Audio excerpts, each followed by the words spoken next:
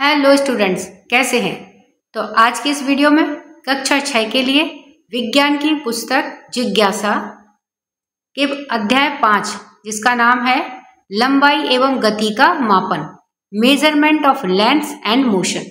तो इस पाठ के हम सभी प्रश्न उत्तरों को देखने वाले हैं। तो आइए चलिए वीडियो शुरू करते हैं।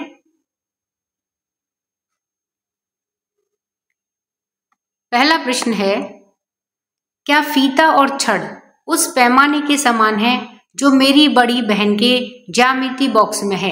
ज्यामिति बॉक्स यानी ज्योमेट्री बॉक्स। 4 अंगुल से मां का क्या तात्पर्य है। तो उत्तर है नहीं। जो आपकी बड़ी बहन के ज्यामिति बॉक्स में है उसे पैमाना या स्केल कहते हैं। तो ये देखिए स्केल का चित्र है। तो यह क्या है, स्केल है। टेप से तात्पर्य आमतौर पर मापने वाला फीता होता है जिसे बढ़ाया जा सकता है और विभिन्न स्थितियों में लंबाई मापने के लिए उपयोग किया जा सकता है।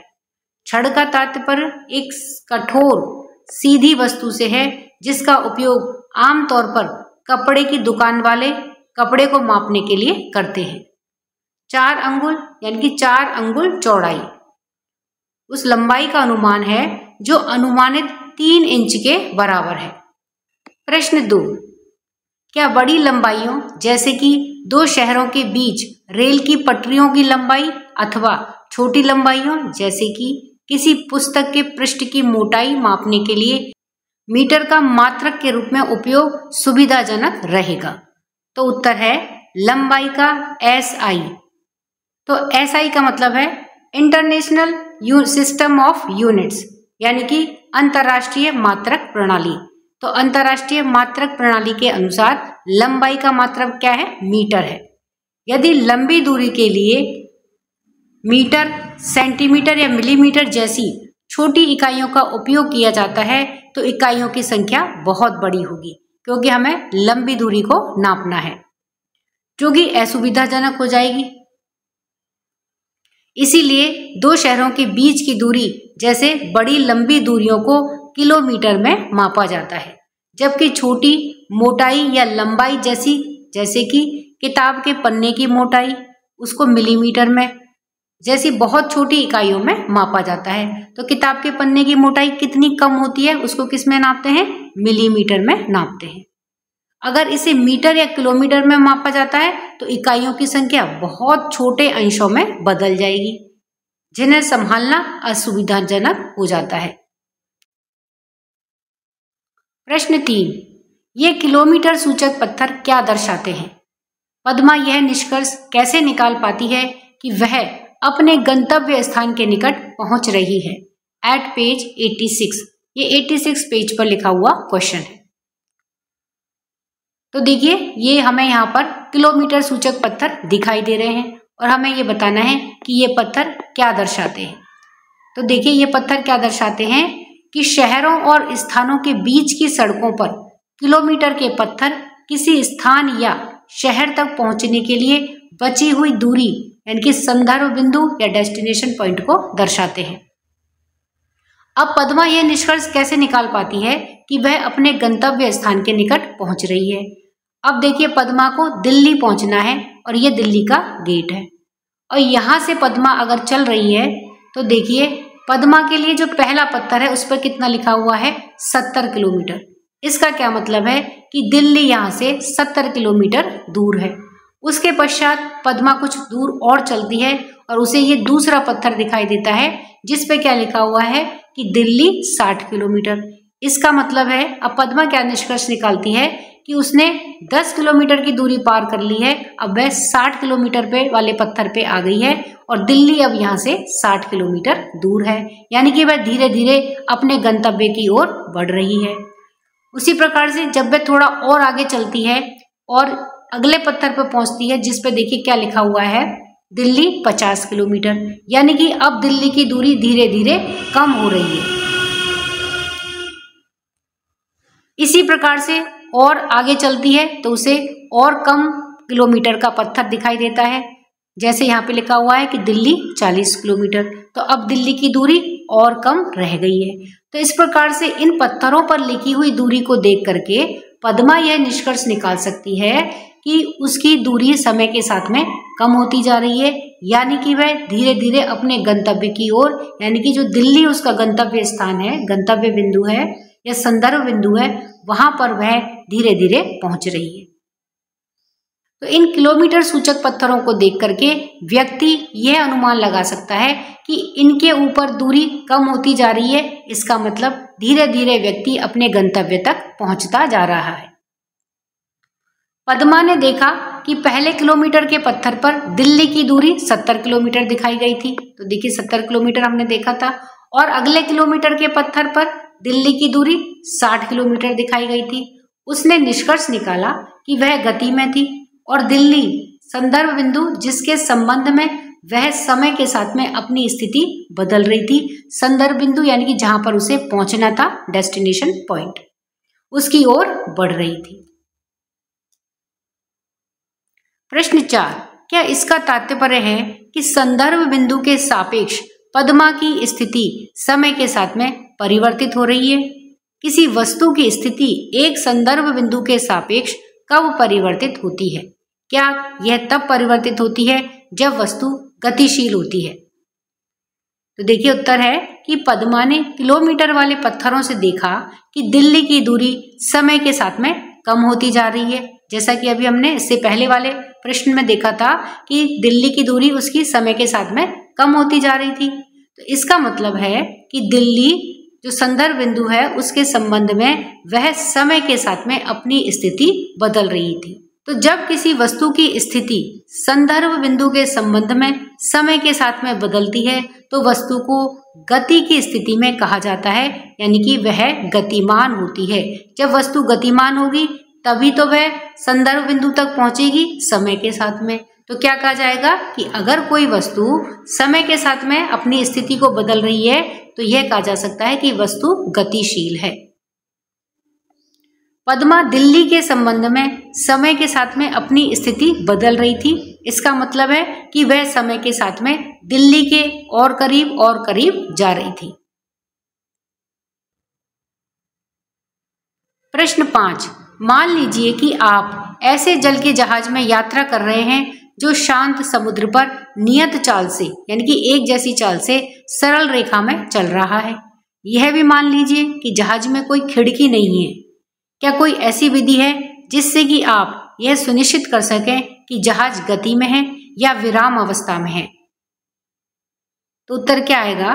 बिना खिड़की के हम सीधे नहीं देख सकते कि जहाज चल रहा है या स्थिर है। यद्यपि इसे किसी वस्तु को गिरा करके पता किया जा सकता है कि स्थिर जहाज में वस्तु को गिराने पर वह सीधे नीचे गिर जाती है, जबकि चलते हुए जहाज में वस्तु को गिराने पर जहाज की गति के कारण जहाज के सापेक्ष स्थिति में वस्तु बहती हुई प्रतीत होती है। इसके अतिरिक्त कंपास या जीपीएस जैसे बाहरी संकेतक जहाज की गति का पता लगा सकते हैं। आइए और अधिक सीखें। प्रश्न 1, तालिका 5.5 के स्तंभ 1 में दी गई लंबाइयों का उनके मापन के लिए स्तंभ 2 में दिए गए मात्रकों में से उपयुक्त मात्रक के साथ में मिलान कीजिए। तो यहाँ पर देखिए स्तंभ ए में ये लंबाइयां दी गई हैं, जैसे दिल्ली एवं लखनऊ के बीच की दूरी है, और स्तंभ 2 में इनके मात्रक दे रखे हैं कि दिल्ली एवं लखनऊ के बीच की दूरी को मापेंगे तो उसका मात्रक क्या होगा? सेंटीमीटर होगा, किलोमीटर होगा, मीटर होगा या मिलीमीटर होगा। तो उपयुक्त मात्रक के साथ में इसे मिलान करना है। फिर है सिक्के की मोटाई, रबड़ या इरेजर की लंबाई, विद्यालय के मैदान की लंबाई। तो देखिए दिल्ली एवं लखनऊ के बीच की दूरी बहुत ज्यादा होती है, तो बहुत ज्यादा दूरी के लिए मात्रक क्या काम में लेते हैं हम? किलोमीटर।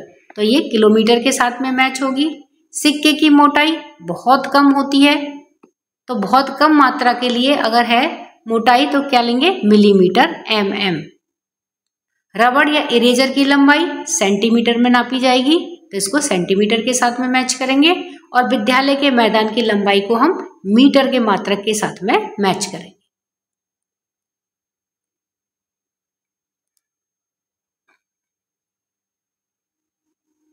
प्रश्न 2, निम्नलिखित कथनों को पढ़िए एवं सत्य कथन के सामने सत्य एवं असत्य कथन के सामने असत्य लिखिए। तो यहाँ पर देखिए ये कथन दिए गए हैं, हमें इनको पढ़ना है। अगर ये कथन सत्य है तो यहाँ देखिए ये ब्रैकेट में रिक्त स्थान दिया गया है, वहां लिखना है हमें सत्य, और अगर कथन सत्य नहीं है तो इसके सामने हमें लिखना है असत्य। तो आइए इन्हें देखते हैं। तो क्या कथन है कि एक सीधी सड़क पर चलती कार की गति सरल रेखीय गति का उदाहरण है। तो यह कथन सत्य है, तो देखिए ब्रैकेट में लिखेंगे सत्य। है कोई वस्तु यदि समय के साथ किसी संदर्भ बिंदु के सापेक्ष अपनी स्थिति में परिवर्तन करती है तो वह गति में है। तो यह कथन सत्य है। है 1 किलोमीटर बराबर 100 सेंटीमीटर। तो यह कथन असत्य है।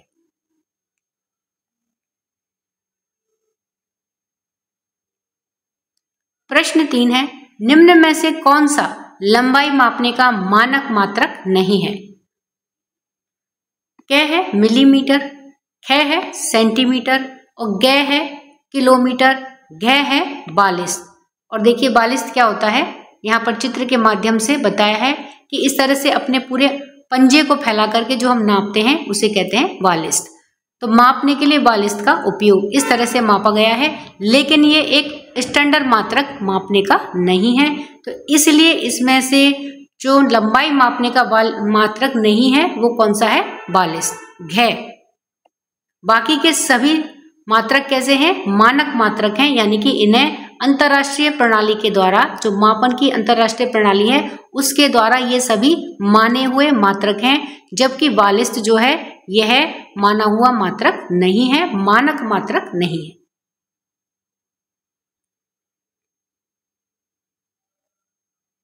प्रश्न 4, अपने घर एवं विद्यालय में उपलब्ध विभिन्न पैमाने अथवा मापन फीते लीजिए। इन सभी पैमानों में से प्रत्येक के द्वारा मापे जा सकने वाले लघुत्तम मान को ज्ञात कीजिए, यानी कि सबसे छोटा कितना मापा जा सकता है। अपने प्रेक्षणों को तालिका में लिखिए। तो इसके लिए देखिए इस प्रकार से एक तालिका बनाएंगे जिसमें हम पैमाना या मापने वाला फीता का प्रकार लेंगे, यानी कि जिस तरह के फीते से या पैमाने से हम नाप रहे हैं वो लिखेंगे, और जो सबसे छोटा मापा गया है उसका मान हम लिखेंगे। तो सबसे पहले है 15 सेंटीमीटर का पैमाना, ज्योमेट्री बॉक्स का पैमाना। तो ये सबसे छोटा कितना माप सकता है? 1 mm, 1 मिलीमीटर। दूसरा है दर्जी के द्वारा मापने वाला फीता, यह सबसे छोटा कितना माप सकता है? 1 मिलीमीटर या फिर 1 इंच। उसके बाद है लंबा फीता या टेप रोल। इसमें देखिए हम सबसे छोटा माप मान सकते हैं 1 सेंटीमीटर या फिर 1 इंच। 30 सेंटीमीटर पैमाना या फुट्टा, यह सबसे छोटा पैमाना है जिसको कि हम सबसे छोटा मान सकते हैं। कितना माप सकते हैं इससे? 1 mm, 1 mm। फिर है वर्नियर कैलिपर, इसमें सबसे छोटा मापा गया माप कितना होता है? 0.1 mm, 0.1 mm। स्क्रू गेज, इससे देखिए 0.01 mm, ये सबसे छोटा माप इसमें मापा जा सकता है।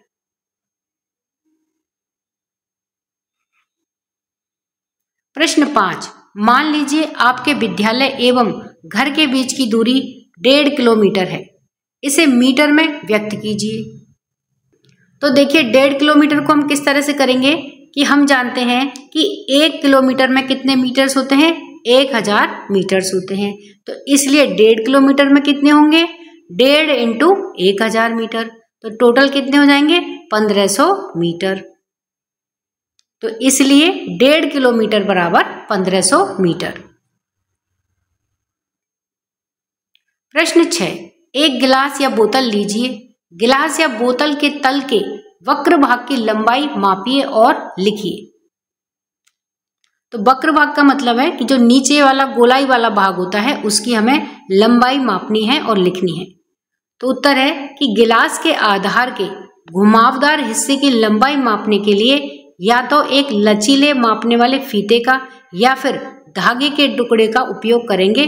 फिर धागे को पैमाने से नापेंगे और इसे नोट कर लेंगे। तो इसके लिए देखिए हम इसे एक चित्र से समझ सकते हैं। यह देखिए यह एक गिलास है, तो इसका जो नीचे का ये तला है, वक्रीय तला, इसको नापने के लिए हम क्या करेंगे, एक धागा लेंगे और इसके यूं चारों तरफ उस धागे को लपेट लेंगे। अब इस धागे को हम सीधा एक स्केल के ऊपर इस तरह से करके इसकी लंबाई को नाप लेंगे। स्केल के ऊपर ये धागा जितनी लंबाई पर आता है वह इसकी लंबाई का मापन होगा। तो इस तरह से हम एक गिलास या बोतल के नीचे का जो वक्रीय भाग होता है उसकी लंबाई को निकाल सकते हैं। प्रश्न 7, अपने दोस्त की लंबाई मापिए और उसे मीटर, सेंटीमीटर एवं मिलीमीटर में व्यक्त कीजिए। उत्तर है, मीटर स्केल का उपयोग करके या एक लचीले फीते से ऊंचाई को मापें और इसे इस प्रकार से व्यक्त करें। जैसे मीटर है तो उदाहरण के लिए 1.4 मीटर, सेंटीमीटर है तो 140 सेंटीमीटर और अगर मिलीमीटर है तो 1400 मिलीमीटर। इस प्रकार से हम व्यक्त कर सकते हैं।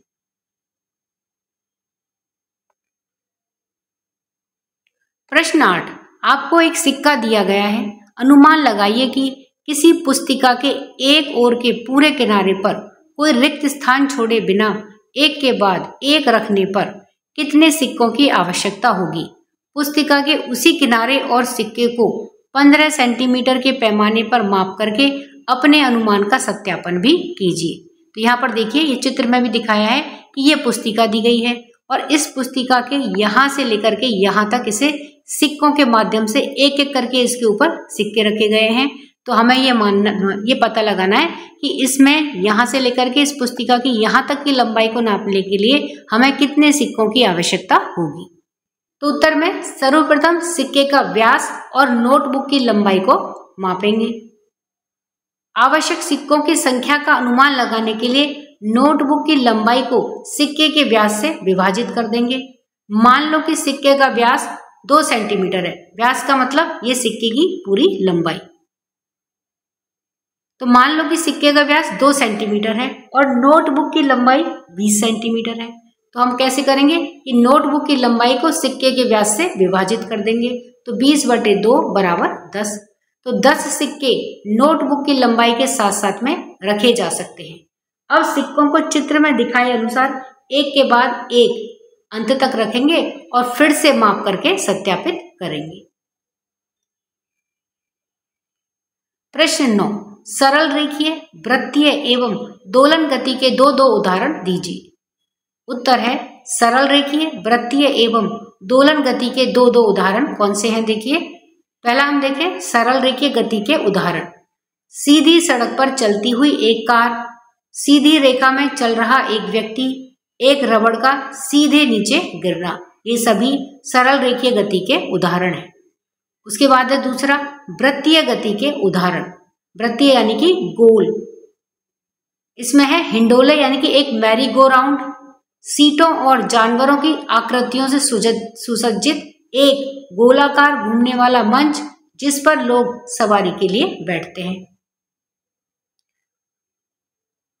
तो हिंडोले की गति, पंखे के ब्लेड की गति, तो देखिए पंखा कैसे घूमता है, गोल गोल घूमता है ना, तो पंखे के ब्लेड की गति, तो एक धागे से बंधे घूमते हुए पत्थर की गति, ये सभी वृत्तीय गति के उदाहरण हैं। उसके बाद है तीसरा दोलन गति के उदाहरण। झूला पर एक बच्चे की गति और पेंडुलम का घूमना, ये सभी दोनों दोलन गति के उदाहरण हैं। ये देखिए इन दोनों ही चित्रों के माध्यम से वृत्तीय गति को दर्शाया गया है। यहाँ पर देखिए पत्थर को धागे से बांध करके गोलाई में जब इस प्रकार से घुमाया जाता है तो ये वृत्तीय गति का उदाहरण है। इसी प्रकार से ये मैरी गो राउंड में है जिसमें कि ये जानवरों की आकृति के घोड़े बने हुए हैं जिनके ऊपर बैठ करके हम गोलाई में घूमते हैं, तो इसमें गोलाई में गति हो रही है, तो ये वृत्तीय गति का उदाहरण है।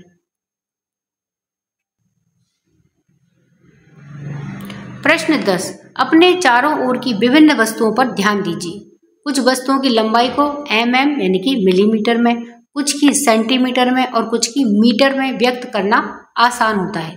प्रत्येक श्रेणी में 3 वस्तुओं की सूची बनाइए एवं तालिका 5.6 में लिखिए। तो यहाँ पर देखिए ये तालिका 5.6 दी गई है, जिसे हमारे आसपास चारों तरफ की कुछ वस्तुओं के आकार के आधार पर हमें इसको बनाना है। तो यहाँ पर एक तरफ दे रखा है लंबाई का उपयुक्त मात्रक, यानी कि mm मिलीमीटर में जो वस्तुओं को हम माप सकते हैं उनके नाम लिखने हैं, सेंटीमीटर में जिन वस्तुओं को हम नाप सकते हैं और वस्तुएं हमारे चारों तरफ की आसपास की ही होनी चाहिए उनके हमें यहाँ पे नाम लिखने हैं, और मीटर में हम जिन वस्तुओं को आसानी से नाप सकते हैं उन वस्तुओं के नाम हमें यहाँ पर लिखने हैं। इस तरह से हमें ये तालिका पूरी करनी है। तो आइए अब हम इस तालिका को देखते हैं। तो वस्तुओं को मिलीमीटर, सेंटीमीटर और मीटर में मापने की सुविधा के आधार पर इनका वर्गीकरण हम किस प्रकार से करेंगे। तो लंबाई का उपयुक्त मात्रक mm मिलीमीटर में जब हम कौन कौन सी वस्तुओं को नाप सकते हैं, मापने वाली वस्तुओं को यहाँ एक तरफ लिखेंगे। तो इसमें हम कौन कौन सी वस्तुओं को शामिल कर सकते हैं, देखिए एक सिक्के की मोटाई, इसे mm में नापा जाता है, एक कार्डबोर्ड की मोटाई और एक छोटे स्क्रू का व्यास, ये सभी मिलीमीटर में मापे जाते हैं। दूसरा है लंबाई का मात्रक सेंटीमीटर। तो देखिए सेंटीमीटर में कौन कौन सी वस्तुएं आ सकती हैं, एक पेंसिल की लंबाई, एक किताब की चौड़ाई और एक पानी की बोतल की ऊंचाई, ये सभी सेंटीमीटर में मापे जाएंगे। उसके बाद है मीटर का मात्रक, एक कमरे की ऊंचाई उसको मीटर में मापते हैं, एक खेल के मैदान की चौड़ाई और एक बिजली के खंभे की ऊंचाई। तो ये सभी वैसी वस्तु हैं जो हमारे आसपास उपस्थित होती हैं और इन्हें हम मिलीमीटर, सेंटीमीटर और मीटर में मापते हैं। प्रश्न 11, एक रोलर कोस्टर का ट्रैक चित्र 5.19 में दिखाए गए आकार में बनाया गया है। यहाँ पर देखिए ये चित्र 5.19 है, जिसमें कि ये रोलर कोस्टर का ट्रैक बताया गया है। एक गेंद बिंदु क से प्रारंभ होती है और बिंदु च से निकल जाती है। तो यहाँ पर देखिए रोलर कोस्टर के ट्रैक में ये गेंद है जो बिंदु क से प्रारंभ होकर के और यहाँ बिंदु च से बाहर निकल जाती है। रोलर कोस्टर पर गेंद की गति के प्रकार और ट्रैक के संगत भागों की पहचान कीजिए। तो यहाँ पर हमें ये बताना है कि रोलर कोस्टर ट्रैक पर गेंद कितनी प्रकार की गतियों के माध्यम से बाहर निकलती है। तो जैसा कि देखिए हम रोलर कोस्टर के चित्र में देख रहे हैं, तो यहाँ पर देखिए हमें विभिन्न प्रकार की गति दिखती है। तो इस तरह से कैसे लेकर के ख तक का जो ट्रैक है, कैसे लेकर के ख तक का ट्रैक कैसा है, एक सरल रेखा में है, सीधी रेखा में है। उसके बाद में गेंद ख बिंदु से लेकर के ग बिंदु तक का अगर हम ट्रैक देखें तो यह देखिए कुछ इस तरह का है। तो इस तरह से ख से लेकर के ग तक की जो है गति वो कैसी है, एक गति वृत्तीय गति है, लूप में, ये लूप है। तो ख से लेकर के ग तक की हम गति को क्या कह सकते हैं कि ये लूप में है, वृत्तीय गति है। उसके बाद में देखिए ग से लेकर के और अणे तक में ये क्या बना हुआ है, पूरा एक गोला बना हुआ है, वृत्त बना हुआ है। तो ये कैसी, इसमें गेंद कैसी रेखा में गति करती है, बिल्कुल वृत्त में, एक गोलाई में जैसे गति करती है। तो ये वृत्तीय गति हो गई ग से लेकर के अणे तक की। यहाँ पर पूरा गोला बना हुआ है, तो ये गति कैसी होती है, वृत्तीय गति है। तो यहाँ पर गेंद वृत्तीय गति में घूमती है। उसके पश्चात अणे से लेकर के और च तक का देखिए ट्रैक कैसा है, बिल्कुल सीधी रेखा में है। तो यहाँ पर गेंद सीधी रेखा में गति करेगी, सरल रेखा में गति करेगी। तो अणे से लेकर के और च तक में जो गेंद की गति है वह कैसी होगी, एक सीधी रेखा में गति होगी। तो इस तरह से रोलर कोस्टर के ट्रैक पर जो क से लेकर के च तक के इसके विभिन्न भाग हैं, उसमें गेंद की गति भी विभिन्न प्रकार की होगी। तो उत्तर है कि ट्रैक के भाग और गति के संगत प्रकार। कैसे ख में सरल रेखीय गति, तो उसके बाद है ख से लेकर के ग में वृत्तीय गति, लूप। उसके पश्चात ग से लेकर के अणे तक में वृत्तीय गति है, एक गोले में गेंद घूमती है, तो ये वृत्तीय गति है। और अणे से लेकर के च तक में सरल रेखीय गति है। तो इस प्रकार से रोलर कोस्टर पर गेंद की विभिन्न गति और ट्रैक के संगत के जो भाग हैं उनकी हम इस प्रकार से पहचान कर सकते हैं। प्रश्न 12, तस्नीम स्वयं एक मीटर पैमाना बनाना चाहती है। वह इसके लिए निम्नलिखित सामग्री पर विचार करती है: प्लाईवुड, कागज, कपड़ा, लचीली रबड़, स्टील आदि। इनमें से उसे किसका उपयोग नहीं करना चाहिए और क्यों? तो उत्तर है, तस्नीम को एक मीटर पैमाना बनाने के लिए लचीले और हल्के पदार्थों को उपयोग में नहीं लेना चाहिए, जैसे कि लचीली रबड़ का उपयोग नहीं करना चाहिए, क्योंकि खींचने या स्ट्रेच होने पर इसकी लंबाई बदल सकती है, जिससे कि माप गलत हो सकता है। कागज के हल्का होने के कारण इससे भी ठीक से माप नहीं हो पाएगी। कपड़ा भी हल्का और थोड़ा सा लचीला होता है, इसलिए इससे भी ठीक से माप नहीं हो पाएगी। प्लाईवुड और स्टील अधिक उपयुक्त हैं, क्योंकि ये सख्त होते हैं और एक समान लंबाई को ये बनाए रखते हैं। तो इसलिए तस्नीम प्लाईवुड और स्टील का उपयोग कर सकती है। प्रश्न 13, अपने दोस्तों के साथ खेलने के लिए लंबाई के मात्रकों के रूपांतरण पर एक कार्ड का खेल यानी कि कार्ड गेम बनाने के संबंध में विचार कीजिए। इसकी योजना बनाइए और इसे विकसित कीजिए। तो देखिए, आप किस तरह से कार्ड गेम बना सकते हैं कि आप अलग अलग लंबाई और संगत इकाई जैसे कि मिलीमीटर, सेंटीमीटर, मीटर और किलोमीटर वाले कार्ड बनाएं।